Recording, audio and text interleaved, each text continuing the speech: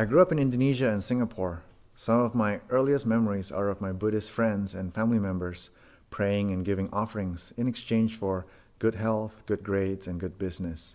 In school, my teachers would talk about going to the temples and praying for things from various deities.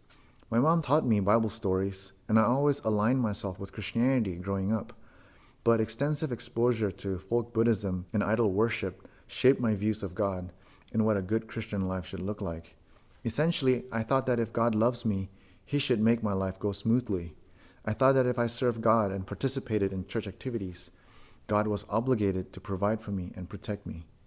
I would say that I had a pretty charmed life growing up. I did well in school, I had good friends, and I was actively involved in my church youth group. I made a decision to become a Christian when I was 14 and thought that my smooth sailing teenage years was because God blessed me and that God blessed me because I lived for Him. This view was reinforced by the fact that in spite of not studying as much as other students for the national exam, I did well and was able to attend a prestigious school for 11th and 12th grade. I thought that because I spent a lot of time helping out in a musical that our church youth group was putting on, doing background work, making props, and going to all the practices, that God helped me do well on the exam.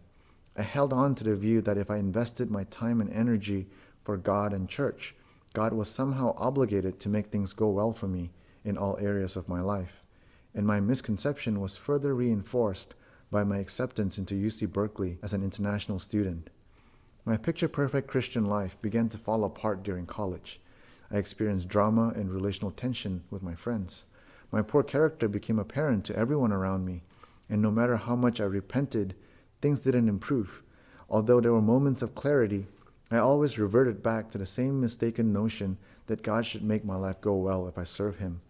At times, I even felt justified in sinning against God, and even fantasized about a life in which I would move to another country and renounce my faith.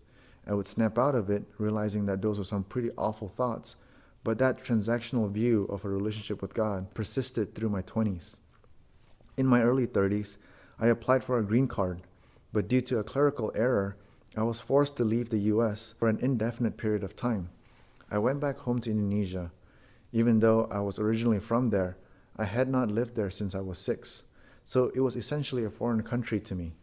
The self-pity I felt for being unemployed in a foreign country was compounded by my family's disappointment that I hadn't saved up any money, and they questioned my involvement at church. At this point, all of my misconceptions of God surfaced. I had given God my all. My time and energy had been spent on church activities. I didn't have any money in the bank. I was still single. So why would God abandon me and treat me so unfairly? I expressed these thoughts to my spiritual mentor at the time, and he pointed out how my thinking reminded him of Buddhists he knew who offered up their prayers expecting something in return. That's when I made the connection between what I observed in my childhood and my persistent misconception of God and Christian life. I realized that I held on to a sense of entitlement all these years. I had this idea that God owed me. My idea of God's love had nothing to do with the fact that He died for me on the cross, and it took me some time to admit this. Meanwhile, I continued to feel ashamed to be in my 30s, jobless, and living at home with his parents. And that's when I experienced a breakthrough. One night, while I was half-heartedly praying, expressing various complaints to God, the thing that suddenly hit me was with piercing clarity was the fact that God still loves me. He loves me no matter how I felt about myself, even though I am useless to Him, even though I am no longer actively involved in church activities, even though I grumbled against Him. He just loved me, and that's when I arrived at the conclusion that it is okay not to have any of the things that I want in life, as long as I have God Himself, because He loves me.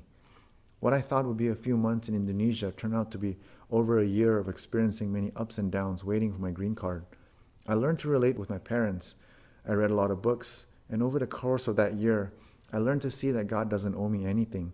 He sent Jesus to die on the cross for my sins, so any good that I do should simply be an expression of my gratitude for His immense love for me demonstrated on the cross. And by the time I returned to the US, I had a very different perspective.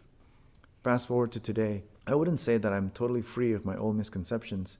I get surprised from time to time at where I find parts of those misconceptions coming up again. But I would say that I'm definitely in a much better place now than I was in my 20s, now that I'm sure of God's love for me. I'm sure that God loves me not because of my life circumstances, but because Jesus died for me on the cross, and I feel privileged to be included among the many whom Jesus invited to follow him, and hope to live out my commitment to follow without holding anything back, because the one who calls me didn't hold anything back in demonstrating his love for me.